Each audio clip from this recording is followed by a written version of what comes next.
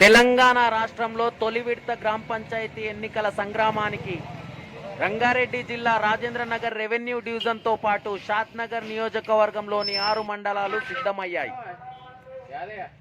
153 గ్రామ పంచాయతీలు ఉన్న షాద్నగర్ అసెంబ్లీ సెగ్మెంట్లో 6 గ్రామాలు ఏకగ్రీవమవ్వగా తీగాపూర్, ఎక్లాస్ఖాన్పేట గ్రామాల్లో చెదరుమదురు ఘటనలు మినహా ఎన్నికలు ప్రశాంతంగా కొనసాగేందుకు పటిష్ట బందోబస్తు నడుమ ఎన్నికల ఏర్పాట్లన్నీ పూర్తి చేశారు సంబంధిత అధికారులు.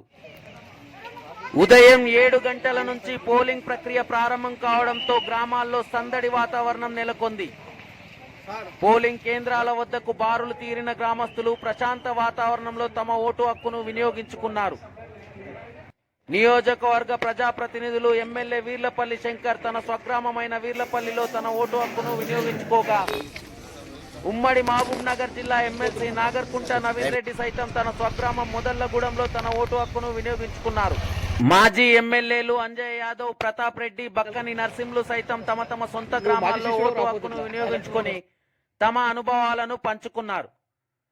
ఇదే క్రమంలో ఎన్నికల సరళిని క్షేత్రస్థాయిలో పరిశీలించేందుకు ఆకస్మిక తనిఖీల్లో భాగంగా షాద్నగర్ నియోజకవర్గంలో పర్యటించిన రంగారెడ్డి జిల్లా కలెక్టర్ సి నారాయణ రెడ్డి మొదటగా నందిగామ మండల కేంద్రంలో పర్యటించి అక్కడి పరిస్థితులను తెలుసుకున్నారు.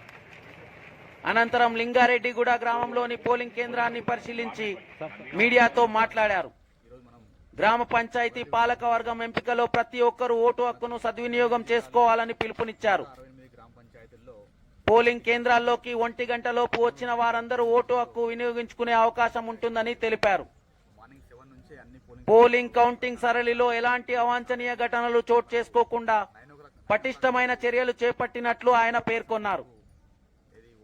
మొదళ్లగూడెం, మామిడిపల్లి పరిసరాల్లో పోలింగ్ స్టేషన్ బయట జరిగిన ఘటన తమ దృష్టికి రాలేదని, అలాంటి వాటిపై చర్యలు ఉంటాయని తెలిపారు. నియోజకవర్గ వ్యాప్తంగా ఉదయం 11 గంటల వరకు 54% పోలింగ్ నమోదు కాగా మరో 2 గంటల్లో 70% పై చిలుకు పోలింగ్ నమోదుకు అవకాశాలు పుష్కలంగా ఉన్నట్లు సమాచారం. చూడాలి మరి నియోజకవర్గంలో అధికార కాంగ్రెస్, ప్రతిపక్ష బీఆర్ఎస్ సర్పంచ్ అభ్యర్థుల మధ్య నువ్వా నేనా అన్న రీతిలో జరుగుతున్న గ్రామ సంగ్రామంలో మెజారిటీ గ్రామాలు ఏ పార్టీ కైవసం చేసుకుంటుంది. కౌంటింగ్ ప్రక్రియ మరికొన్ని గంటల్లో ప్రారంభం కాబోతున్న వేళ గ్రామాల్లో ఓటర్ తీర్పు సర్పంచ్ అభ్యర్థులకు ఎలాంటి జ్ఞాపకంగా మిగిలిపోనుంది. వెయిట్ అండ్ వాచ్, చూస్తూనే ఉండండి సీమై టీవీ.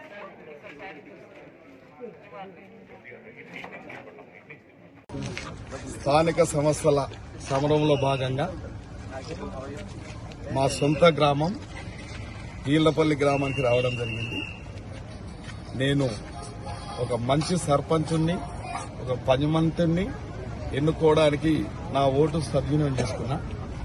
ముఖ్యంగా ఈ గ్రామంలో నేను కూడా 1990లో సర్పంచ్గా ఎన్నుకోబడ్డాను. అప్పటి నుంచి కూడా క్రమేణా కాంగ్రెస్ అభ్యర్థిని ప్రజలు బలపరుస్తూ ఉంటారు. ఎప్పుడు కాంగ్రెస్ సర్పంచ్ ఇక్కడ గెలుస్తూ ఉంటాడు కాబట్టి ఈ రోజు కూడా ఒక మంచి వాతావరణం. ఇలా నియోజకవర్గంలో మొదటి దఫా ఎన్నికలు జరుగుతూ ఉన్నాయి. అందులో మొదటి దఫాలో ఉన్నాయి కూడా ఇళ్లపల్లి గ్రామం కూడా జరుగుతూ ఉన్నాయి కాబట్టి ఒక ప్రజాస్వామ్య వాతావరణంలో, ప్రశాంతమైన వాతావరణంలో స్వేచ్ఛాయుతంగా ఎన్నికలు జరపబడతా ఉన్నాయి. ఎక్కడ ప్రలోభ పెట్టకుండా, ఎక్కడ ఇబ్బందులు, దౌర్జన్యాలు, దుర్మార్గాలు చేయకుండా ప్రతి ఒక్క ఓటర్ మహాశయులు స్వేచ్ఛగా ఓటు వినియోగించుకొని ఒక మంచి వ్యక్తులకు, అంటే గ్రామాలలో ఈ ఎన్నికలు ఎమ్మెల్యే ఎన్నికలకు చాలా తేడా ఉంటుంది.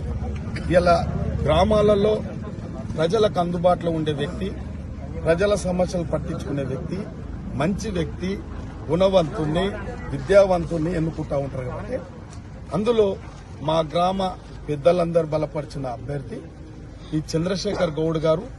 గతంలో వారు కూడా వాళ్ళ కుటుంబం, ఒక రాజకీయ నేపథ్యం, వాళ్ళ నాన్నగారికి పాల్కొండ నారాయణ అంటే మేము చిన్నప్పుడు వారి మంచి వ్యక్తి, వాళ్ళ పేరున్న వ్యక్తి కాబట్టి ఆ కుటుంబంలో నుంచి కూడా మేము చిన్నప్పటి నుంచి కూడా కలిసిమెలిసి ఉండేవాళ్ళం. ఇలా మంచి గుణవంతుని చంద్రశేఖర్ గౌడ్ గారిని ఎవరు ఎన్ని చేసినా, ఎన్ని ప్రలోభాలు పెట్టినా, ఏం చేసినా చంద్రశేఖర్ గౌడ్ గారు అత్యధిక మెజార్టీతో గెలుస్తా ఉన్నాడు. ఎందుకంటే దురుద్దేశం లేదు. రాజకీయాలంటే ఏదో ప్రలోభ పెట్టి నాయకులమైతే కాదు. కద్దరు బట్టలు వేసిన వాళ్ళంతా నాయకులు కారు.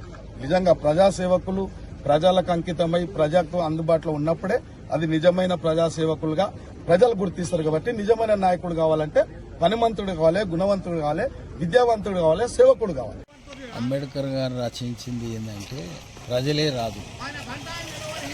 అయితే ఈ ప్రజలే రాదు అయినప్పుడు వీళ్ళు కార్యనిర్వాహక శాఖ ద్వారా పనులు చేయించుకునే వ్యవస్థ ఉండాలి. దానికి అట్లా అనుగుణంగా లేకుండా ఇవాళ ఏమైందంటే ప్రజాస్వామ్యబద్ధంగా కాకుండా జనాల లోపల కూడా అనంతమైన మార్పు రావాలి. ఎందుకంటే డబ్బులు ఖర్చు పెట్టే విధానం వచ్చింది. ఇది రాబోయే తరాలకు ప్రమాదం.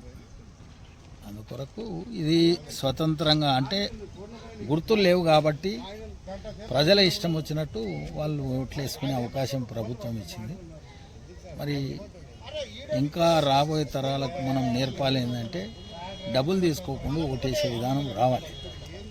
అంటే అది పైనుంచి కిందికి రావాలి, కింద నుంచి మీదకి పోయే పరిస్థితి లేదు.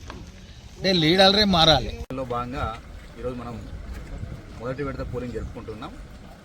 మనకు రంగారెడ్డి జిల్లాలో 168 గ్రామ పంచాయతీల్లో రేపు ఓటింగ్ నడుస్తుంది. మొత్తం మనకు 1340 పోలింగ్ స్టేషన్లో మనం ఓటింగ్ కార్యక్రమం జరుపుకుంటున్నాం. మార్నింగ్ 7 నుంచే అన్ని పోలింగ్ స్టేషన్లో ప్రశాంతంగా పోలింగ్ స్టార్ట్ అయింది. మనకు 9 o'clock వరకు 24% మనకు ఏది ఓటింగ్ కూడా నమోదైంది. ఇప్పుడు చూస్తుంటే ఫర్ ఎగ్జాంపుల్ ఇప్పుడు మనం ఇక్కడ ఉన్న పిఎస్ చూసుకుంటే ఆల్మోస్ట్ 50% కూడా క్రాస్ అయింది. సో 9 to 11 ఎక్కువ పోల్ అవుతుందని అనుకుంటున్నాం. సో మనకు పోలింగ్ సమయం మనకు అందరికి తెలిసిందే 1 o'clock వరకు ఉంటుంది. 1 తర్వాత మనకు 2 నుంచి ఓట్ల అంటే కౌంటింగ్ కూడా స్టార్ట్ అవుతుంది. సో ఇప్పటి వరకు జిల్లాలో అంటే మనకు చార్నగర్ అసెంబ్లీ కాన్స్టిట్యున్సీ అదేవిధంగా శంషాబాద్ మండలంలో ఈ యొక్క మొదటి విడత పోలింగ్ జరుగుతుంది. అన్ని పోలింగ్ స్టేషన్లో కూడా ప్రశాంతమైన వాతావరణంలో అందులో కూడా ఓటర్స్ ఉత్సాహంగా పాల్గొంటున్నారు. సో మనకు ఇక్కడ ఎలాంటి సంఘటనలు జరగకుండా ప్రశాంతంగా జరుగుతుంది. 2 o'clock నుంచి కూడా వీలైనంత తొందరగా అంటే మనకు ఎక్కడ కూడా ఇబ్బంది లేకుండా కౌంటింగ్ జరిపే విధంగా అన్ని రకాల ఏర్పాట్లు ఇప్పటికీ పూర్తి చేస్తున్నాం. సో కంటెస్టింగ్ క్యాండిడేట్స్ కూడా ఎన్నికల సిబ్బందికి సహకరిస్తూ తప్పకుండా ఎలక్షన్ కమిషన్ యొక్క ఆదేశాల ప్రకారంగా కౌంటింగ్ అనేది కానీ ఎలక్షన్ కానీ జరుగుతుంది. కాబట్టి మీరు ఎక్కడ ఎలాంటి అనుమానాలు తావు లేకుండా ప్రశాంతమైన వాతావరణంలో ఇటు పోలింగ్ అటు కౌంటింగ్ అయ్యే విధంగా చూడాల్సింది మనం పదే రిక్వెస్ట్ చేస్తున్నాం. పబ్లిక్ కూడా మనకి ఇంకా 1 o'clock వరకు టైం ఉంది. కాబట్టి అంటే మీ గ్రామానికి సంబంధించిన మీ గ్రామ పంచాయతీ పాలక వర్గాన్ని మీరు ఎన్నుకుంటున్నారు. కాబట్టి ప్రతి ఒక్కరు కూడా తప్పకుండా వచ్చి మీకు ఓటు హక్కును వినియోగించుకోవాల్సిందిగా కోరుతా ఉన్నాం. సో 1 o'clock వరకు ఎవరైతే లైన్లో ఉన్నారో అంటే మనకు పోలింగ్ స్టేషన్ పరిధిలో ఉండి లైన్లో ఉన్నారో అందరికీ కూడా ఓటు హక్కును వినియోగించే అవకాశం కల్పిస్తున్నాం. సో అందరూ కూడా ఓటు హక్కును వినియోగించాలని కోరుతా ఉన్నాం. సో ఇటు పోలింగ్ అటు కౌంటింగ్ వరకు అందరూ సహకరించాల్సిందిగా కోరుతా ఉన్నాం. సరే లేదు ఇప్పటిదాకా అయితే మా నోటీస్ రాలేదు. మామిడిపల్లి మొదలు బయట ఇప్పటిదాకా మాకు రిపోర్ట్ కాలేదు. ఒకసారి ఫైండ్ అవుట్ చేసి ఏదైనా ఇష్యూ ఉంటే కూడా అంటే పోలింగ్ స్టేషన్ బయట అంటున్నారు. సో దానికి సంబంధించిన వివరాలు అనుకుంటాం. తప్పకుండా రూల్ ప్రకారం యాక్షన్ తీసుకుంటాం. మీరు విజిట్ చేసిన ప్లేస్ నందిగామలో మా హెడ్ క్వార్టర్ కాబట్టి కొద్దిగా క్రౌడ్ ఎక్కువ ఉన్నారా. నందిగామలో ఒక పిఎస్లో ఆల్మోస్ట్ 400 ఓటర్స్ ఉన్నారు కాబట్టి బాగా రష్గా ఉంది. ఇక్కడ మనకు ప్రశాంతంగా నడుస్తూ ఉంది. కొంత మండల హెడ్ క్వార్టర్స్లో ఎక్కడైతే మనకు ఓటర్స్ స్ట్రెంత్ ఎక్కువ ఉందో అంటే మనకు ఇది పోలింగ్ టైం వచ్చేసి మార్నింగ్ 7 to 1 కాబట్టి సో ఆయా ప్రాంతాల్లో కొద్దిగా రష్ ఉంది. అయినప్పటికీ కూడా ఆఫీసర్లు చాలా సిస్టమేటిక్గా హ్యాండిల్ చేస్తూ ఉన్నారు. సో మిగతా గ్రామ పంచాయతీలు అయితే అంటే మనకు గ్రామ పంచాయతీలలో 10 నుంచి 14 పోలీసులు ఉండే అవకాశం ఉంది కాబట్టి ఈజీగా 1 o'clock వరకు అయిపోతుంది. సో ప్రస్తుతం అయితే ప్రశాంతంగా నడుస్తుంది. ఎక్కడ ఎలాంటి కంప్లైంట్ అంటే విత్ ఇన్ ద పోలీస్ ఎక్కడ కంప్లైంట్స్లో మాకు మా నోటీస్ రాలేదు. చిన్న వస్తుంటే వెంటనే హ్యాండిల్ చేస్తూ వస్తున్నాం. ఇప్పటివరకు మీకు అందిన సమాచారం ప్రకారం ఎంత అయింది సార్ పోలింగ్ ఏమన్నా? ఇప్పుడు మనం చూస్తుంటే అంటే నేను ఇందాక నందిగామ నుంచి వచ్చాను. నందిగామలో ఆల్మోస్ట్ 10 o'clock ఆ ప్రాంతంలో 28% వరకు వచ్చింది. బట్ ఇక్కడ చూసుకుంటే 50% దాటింది. అంటే చిన్న విలేజ్ అంటే ఓటర్ స్ట్రెంత్ తక్కువ ఉంది కాబట్టి 50% దాటింది. సో మేబీ 11 o'clock మనకు మంచి పోలింగ్ పర్సెంటేజ్ నమోదయ్యే అవకాశం ఉంటుంది.